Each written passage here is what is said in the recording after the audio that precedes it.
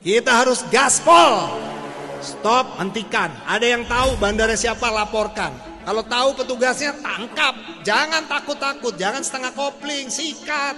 Bahkan supir truk juga melakukan hal yang sama supaya tidak ngantuk alasannya. Ke kampung-kampung yang menjadi tempat sarang-sarang narkoba, kita gempur habis-habisan.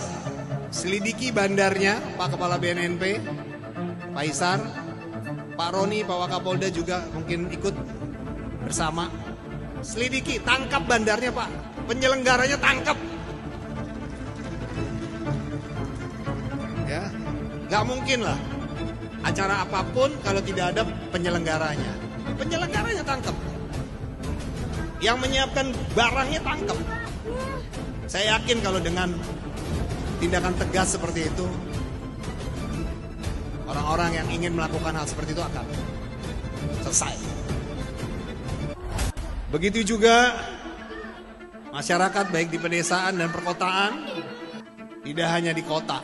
Ya, narkoba tidak hanya di kota, tidak hanya di diskotik, tidak hanya di karaoke, tidak hanya di rumah susun, tapi sekarang sudah masuk ke desa-desa.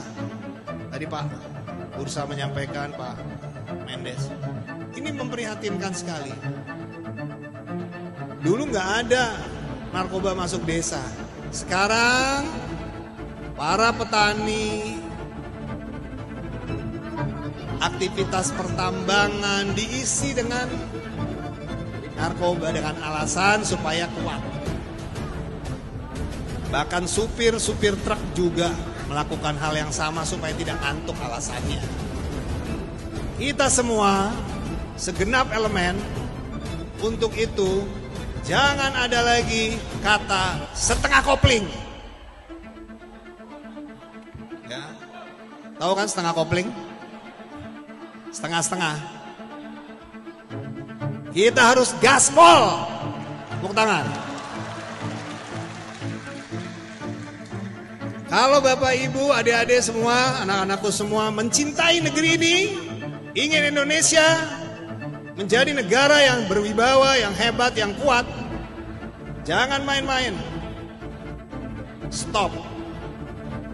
Tadi disampaikan oleh Pak Mendes, peperangan sekarang tidak seperti dulu dengan bambu runcing, dengan senjata. Musuh kita tidak terlihat, tapi wujudnya ada. Salah satunya adalah narkotika. Karena narkotika bisa menghancurkan generasi bangsa sebagai calon-calon pemimpin negeri ini karena menyerang otak, saraf, dan perilakunya.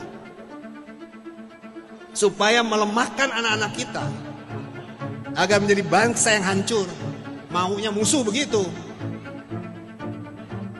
Ya, untuk itu kita semua harus bersama-sama kuat. Stop, hentikan. Ada yang tahu bandara siapa, laporkan. Kalau tahu petugasnya, tangkap. Jangan takut-takut, jangan setengah kopling, sikat. Kita sebenarnya BNN RI sudah memberikan penyemangatan, penguatan. Kita lakukan penindakan seluruh kampung-kampung yang disinyalir menjadi tempat penyalahgunaan narkoba di seluruh Indonesia.